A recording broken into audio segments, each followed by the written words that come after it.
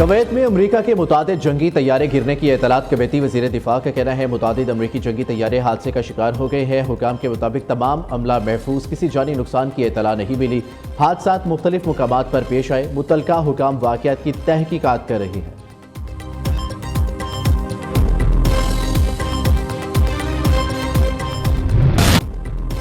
Iran Israel जंग के पाकिस्तानी मईशत पर मनफी असरात। पाकिस्तान स्टॉक मार्केट क्रैश कर गई। ट्रेडिंग के दौरान पहली बार 16,000 से ज्यादा पॉइंट्स की बड़ी कमी। KSE 100 इंडेक्स 1,51,972 पॉइंट्स पर बंद। आज के कारोबारी दिन में 17 नफसियाती हदें गिरावट का शिकार हुई। सरमायाकारों के अरबों रुपए डूब गए। उधर एशियाई स्टॉक मार्केटों में भी कारोबार शदीद मंदी का शिकार। हांगकॉन्ग, जापान में शेयर्स की फरोख्त कम तरीन सतह पर रिकॉर्ड।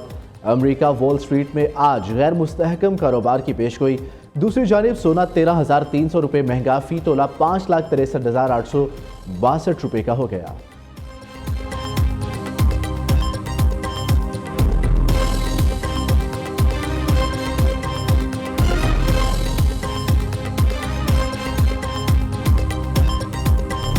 सऊदी अरब की सबसे बड़ी ऑयल रिफाइनरी भी जंग की जद में आ गई। सऊदी तेल कंपनी अरामको की अरास तनोरा रिफाइनरी पर ईरानी ड्रोन हमला। आग लगने से आसमान पर धुएं के बादल छा गए।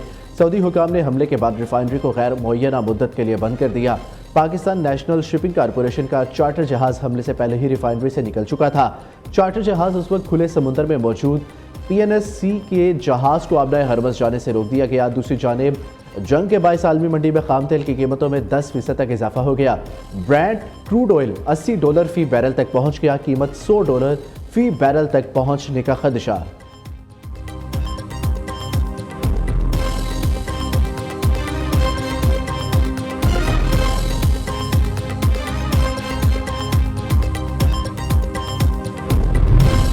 अमरीका और इसराइल के ईरान पर फ़िज़ाई हमले जारी। बरतानवी खबरसां इदारे राइटर्स के मुताबिक बमबारी से जाबहक ईरानी शहरियों की मजमूई तादाद 555 हो चुकी है।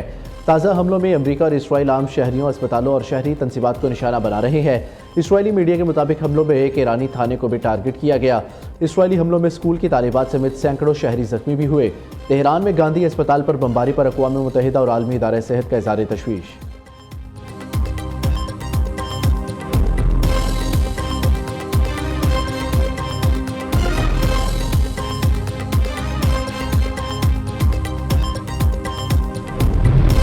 ईरान ने इसराइल और अरब मुल्कों में अमरीकी अड्डों पर हमलों का सिलसिला तेज़ कर दिया। ईरानी मीडिया के मुताबिक ईरानी फौज ने इसराइल पर मिसाइलों और ड्रोन्स की बारिश कर दी। कई मिसाइल और ड्रोन्स इसराइली दारुल हुकूमत तेल अवीव, तीफा, मकबूजा बैतुल मक़दस में निशाने पर जा लगे। इसराइली शहरी जान बचाने के लिए खौफ के मारे भागते रहे। न्यूज़ एजेंसी के मुताबिक बहरीन के दारुल हुकूमत मनामा में धमाके सुने गए। ईरानी हमलों के बाद आसमान पर धुएं के बादल छा गए। अरब मीडिया के मुताबिक कतर के दारुल हुकूमत दोहा में धमाके हुए। धमाकों में अमरीकी हवाई अड्डों को निशाना बनाया गया। दुबई में भी जोरदार धमाकों की आवाज़ें। मुतासरा इलाकों में भगदड़, शहरी खौफ व हिरास का शिकार।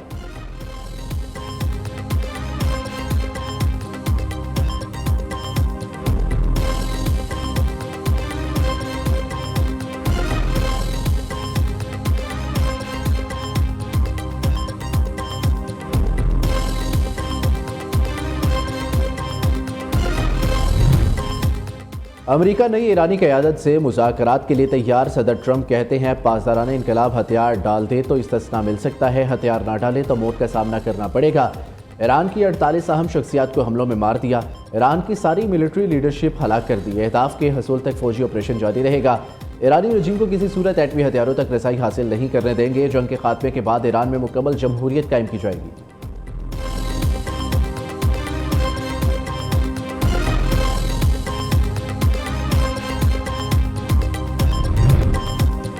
ईरान का अमरीका के साथ मुज़ाकरात से साफ इनकार। ईरान के सिक्योरिटी चीफ और कौमी सलामती कौंसिल के सेक्रेटरी अली लारेजानी का कहना है कि अमरीका के साथ अब किसी किस्म के मुज़ाकरात नहीं होंगे।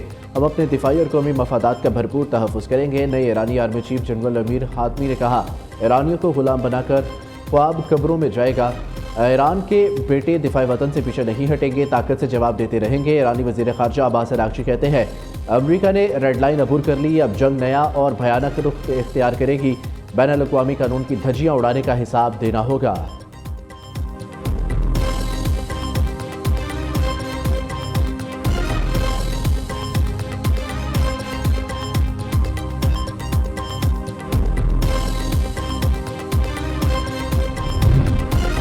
ईरान और मुत्तहिदा अरब अमारात के दरमियान सफारती ताल्लुकात ख़त्म। यूएई ने ईरान में अपना सफारत खाना बंद करने का ऐलान कर दिया। मुत्तहिदा अरब अमारात ने ईरान से अपने सफ़ीर को वतन वापस बुला लिया। यूएई ने बड़ा इकदाम ईरान की जानिब से हालिया हमलों के बाद उठाया। दूसरी जानिब सऊदी अरब ने ईरानी सफ़ीर को तलब कर लिया। हमलों के खिलाफ एहतजाज रिकॉर्ड कराया।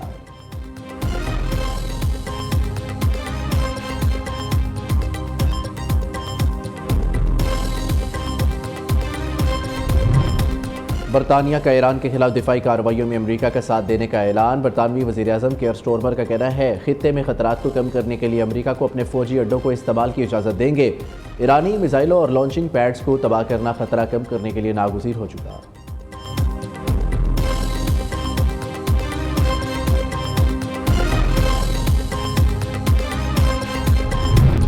लबनान की मुज़ाहमती तंजीम हिज़्बुल्लाह भी जंग में शामिल। हिज़्बुल्लाह ने आयतुल्लाह ख़ामनई की शहादत के रद्द-ए-अमल में इसराइल की जानिब मिसाइल और ड्रोन्स दाग दिए। दूसरी जानिब इसराइली फ़ौज का कहना है कि हिज़्बुल्लाह के प्रोजेक्टाइल्स को नाकारा बना दिया गया। जवाब में बैरूत में हिज़्बुल्लाह के ठिकानों पर बमबारी की गई।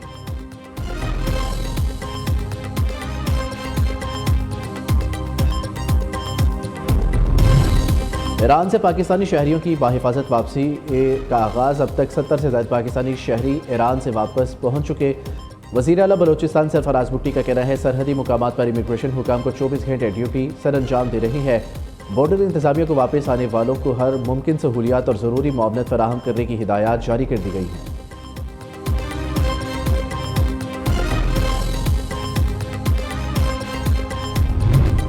भारत की इसराइल नवाज पॉलिसी पर शदीद रद्द-ए-अमल। वज़ीर-ए-आज़म नरेंद्र मोदी को अंदरूनी मुल्क और आलमी सतह पर तनकीद का सामना। अपोजिशन जमातों ने हालिया दौरा इसराइल को खित्ते में कशीदगी का बाइस करार दे दिया। आलमी जरीदे ब्लूमबर्ग के मुताबिक भारतीय अपोजिशन का कहना है मोदी के दौरे ने ईरान पर हमलों की तायीद का तासुर देकर खित्ते में बहरान को जन्म दिया। ईरान पर हमलों पर मोदी का रद्द-ए-अमल भारत के इक़दार और मफादात से गद्दारी है।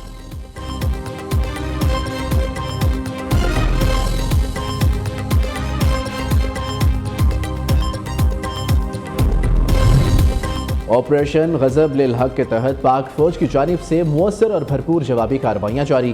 खोस्त में कार्रवाई के दौरान फिलहाल खवारिज और अफगान तालिबान का अहम एमुनेशन डिपो तबाह कर दिया गया। सिक्योरिटी ज़राए के मुताबिक हालिया इकदाम के नतीजे में फिलहाल खवारिज और अफगान तालिबान रजीम को मुख्तलिफ महाजों पर पसपाई का सामना है।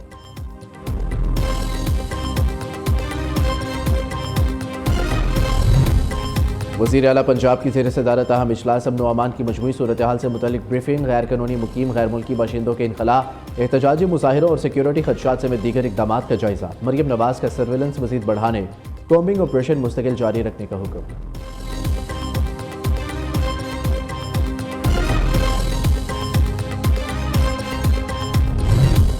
पार्लियामेंट का मुश्तरका इजलास कुछ देर बाद शुरू होगा। सदर मुमलिकत आसिफ अली जरदारी मुश्तरका इजलास से खिताब करेंगे। सदर जरदारी पार्लियामेंट से 9वीं मरतबा खिताब करने वाले पहले सदर होंगे। 16वीं कौमी असम्बली की तश्कील के बाद सदर जरदारी का पार्लियामेंट से तीसरा खिताब होगा।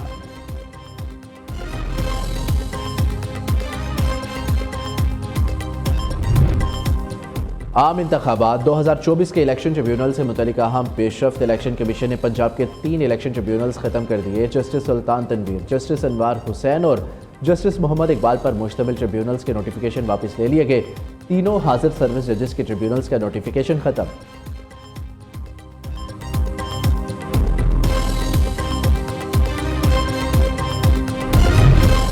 आला अदालती शख्सियत के खिलाफ फतवा जारी करने के मुकदमात। इंसदादी दहशतगर्दी अदालत लाहौर ने मौलाना ताहिर सैफी को 32 साल कैद की सजा सुना दी। 7 लाख रुपए जुर्माना भी आयद। मुलजिम रियाज को 36 साल कैद, 6.5 लाख रुपए जुर्माने का हुक्म। जज शाहिद सिकंदर ने फैसला सुनाया।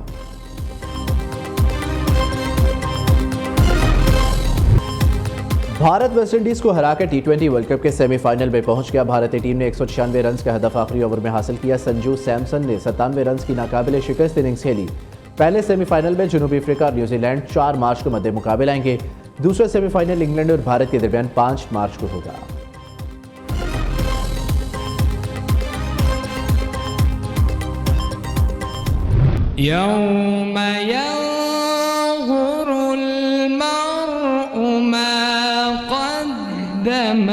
يداه ويقول الكافر يا ليتني كنت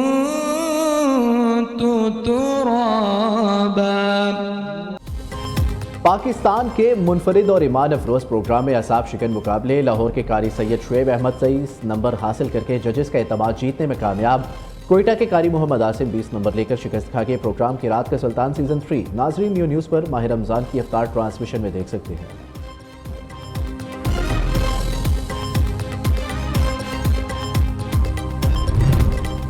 और सरगोदा के इलाके वेरा में 5 सदियों कदीम शेर शाह सूरी मस्जिद आज भी असली हालत में मौजूद है।